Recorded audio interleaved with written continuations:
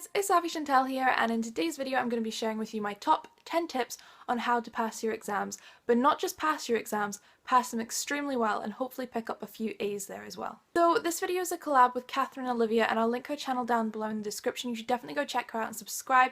I absolutely adore her channel, her videos are amazing. She's done quite a few revision videos already and I think she's going to be doing a subject specific video this time.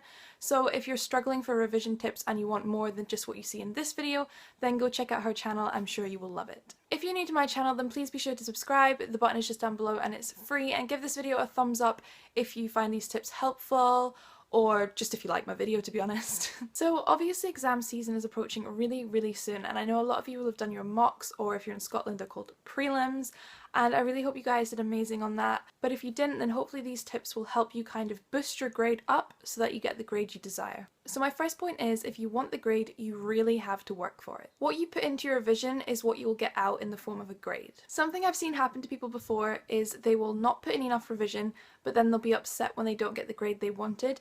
The thing is, if you aren't prepared to put in extra time studying weeks before the exam, then you can't expect to get an A or a B if I'm going to be honest with you. In my higher exams last year, which are the equivalent to A-levels, I got 2 A's, 2 B's and a C. Now to get that I had to put in weeks of work. I didn't just leave it to like the day before, I did like at least a month revision before. And to be honest, you guys should be doing that as well, because if you leave it to the night before, unless you're like a super genius, you're probably not going to remember a lot of what you learn.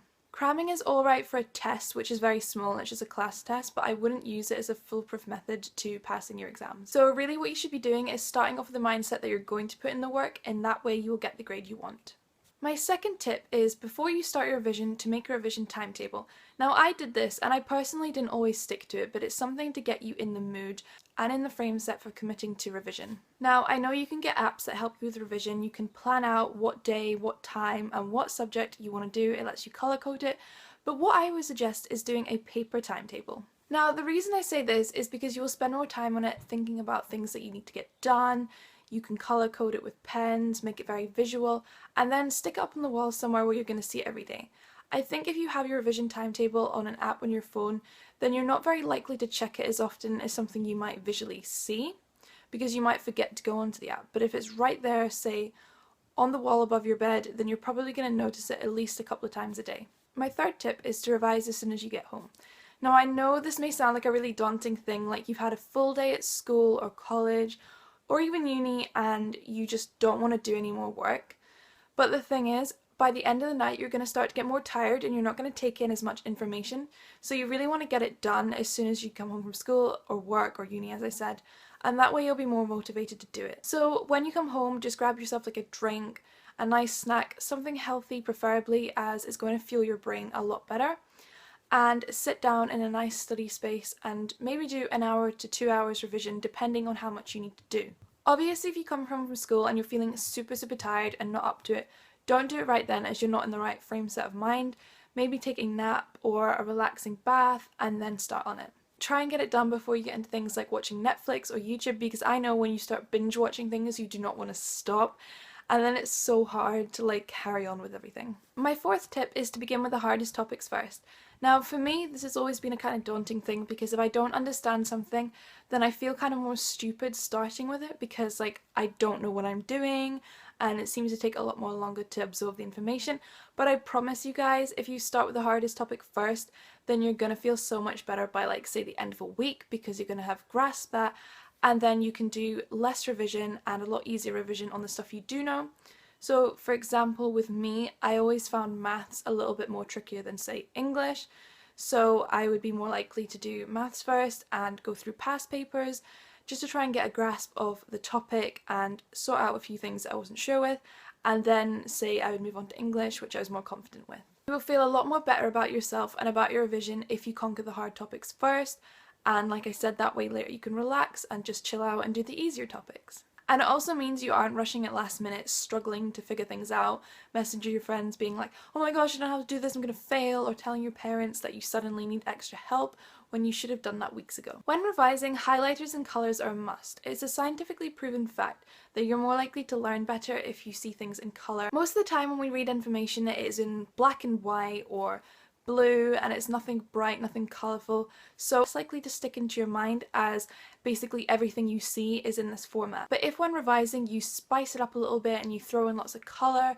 it's more visually dynamic, you're more likely to absorb the information because it's more visually appealing to your eyes. The thing with this though is you don't want to go too overboard and start highlighting and colouring everything, otherwise I guess your brain will get into that mode where it just associates colour with revision all the time, then you might not be as likely to remember it all. So just highlight key words, maybe when you're making flowcharts or something like that. Before you start with your revision, I really recommend buying revision guides. You can buy these online or you could borrow them from a library or even from your school, and this way you can just go over work at home. Sometimes in class you may not have understood what the teacher was saying, or you might not have written down all the notes that they were discussing, so having a revision guide is a really sure-proof way to be able to go over your work and really make sure that you've got all the information you need. For example, if I didn't understand something in class, I would go home, open up my book, see the section of the thing that I didn't understand, and I would go over it. The thing with having a revision guide is you can have it with you all the time. You don't just have it in school, you have it at home, you can have it if you go on holiday, you can have it in the car. It's just going to make sure that you have all the information you need, and it's not really that expensive. You can buy them online like I said, or you can borrow them from somewhere. And the handy thing about revision guides is they often have like examples and they often have questions to test your knowledge, and practice, practice, practice. Practice is so important. You need to be continuously going over things. Past papers are a lifesaver, honestly guys, you need to buy some. They're going to really set you up for the questions that are going to be in the exams. You're going to be able to understand the format, how many marks are allocated for certain types of questions, and the type of language that you need to use in order to answer the question. Even if you don't understand the questions at first, the marking guide is really going to help you see how to structure everything. For example, if you don't know the answer on how to structure an essay about the Battle of Bannockburn, I can't even remember what that is, but you know, it will give you like pointers, like key facts you need to include and the structure you need to do in order to get the marks. I recommend past papers for every single subject, especially maths and science though. Those are subjects where you really need to be keeping up on your skills and your information. Things like English and art are a little bit more creative. You can kind of go with the flow as long as you explain things enough, but like maths and science are kind of dead set. You need to get the right answer. Now, something that I did when I was doing my exams is recording myself saying my notes. Now, the reason I did this is as you're speaking it, it's kind of going into your mind and it's not as hard going as writing out the notes. And then once you've recorded it, you can listen back to this recording anytime you like. You can listen to it on the train, in the car, on a bus, on a plane, on a boat, at your friend's house, before you go to bed. Now, before you go to bed, it's actually a very good tip. As you're falling asleep, your brain kind of absorbs information as it's switching off, which is kind of weird, but it does work. So a couple of nights before the exam, what I recommend doing is just before you go to bed, put in your earphones, turn on the recording and just listen to it as you fall asleep. Probably don't fall asleep with your earphones in, I can't imagine that would be very comfortable, but when you kind of get into that very sleepy state, just give it a go, see if it works, and if it doesn't, then I apologise, but it works for me. Another thing that I've always found very useful is flashcards. When doing revision, I've found I use flashcards for basically every subject apart from maths. What I love about flashcards is you can write the information on it, so you're taking the information in as you're writing it out, and you're condensing it down more, so you're only including the really important things. And you can basically take them anywhere with you. And you can take them outside, you can take them on a journey, you can use them when you're in bed, so you don't even have to move. You can just sit there and go with your flashcards. Another thing that you can do is give your flashcards to a friend or a parent or a sibling and ask them to test you on the go. And when going through flashcards, you can really see which ones you need to work on and which ones you don't. So what I like to do is go through all my flashcards and put them into one of 3 piles. Nope, that was 4. And put them into one of 3 piles. So, don't know, kinda know, and do know. Then what you'll do after that is put the do know to the side for a little while and go through the other 2 piles of kinda know and don't know. Honestly, if you only take one thing from this video, definitely try out flashcards. They're a lifesaver. And don't be afraid to make like 500 cards, because for biology I literally made like 300, and then I had ones for English and geography, but it's so helpful. My last tip is to make flowcharts. Now, I'm not always a big fan of flowcharts, to be honest, because it's a lot of copying out notes, but it can be very visually dynamic for people that learn visually. You can incorporate a lot of colour, make up nice patterns, and I think with flowcharts you really have to condense information down so you don't have massive paragraphs on a page. You just kind of put it into things you really need to know, which is good because as you're condensing your notes you're taking in more information and you're making it a lot easier for yourself. You can place these flowcharts all around your room so you can refer back to them every day, and you can kind of go through each one and see which one you know and put them aside and focus on the ones you don't know.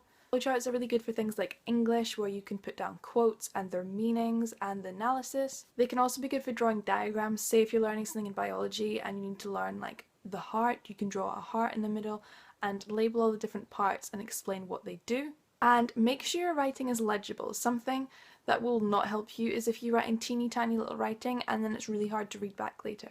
Make it as big as you need it to be. Invest in massive like A3 pieces of paper, or even bigger if you want. Really go for it. So that was my top 10 tips on how to pass your exams but pass them really well.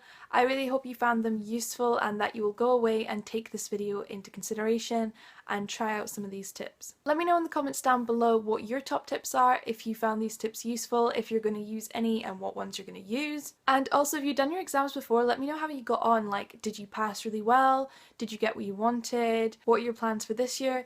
Even what subjects you're taking. Let's just have a massive whole revision school chat in the comments down below. As for me, I'm only taking one subject this year because I'm doing it through college. I'm taking psychology at higher level, which is the same as A level, and like I said, I already did most of my exams last year and I will be going to uni in September, so I will be doing an update video on that at some point. If you'd like me to do a further video on revision tips for subject specifics, or if you'd like to see a video on how to prepare to revise, because yes, that is a thing, then also let me know. Best of luck in your exams and I'll see you all next time.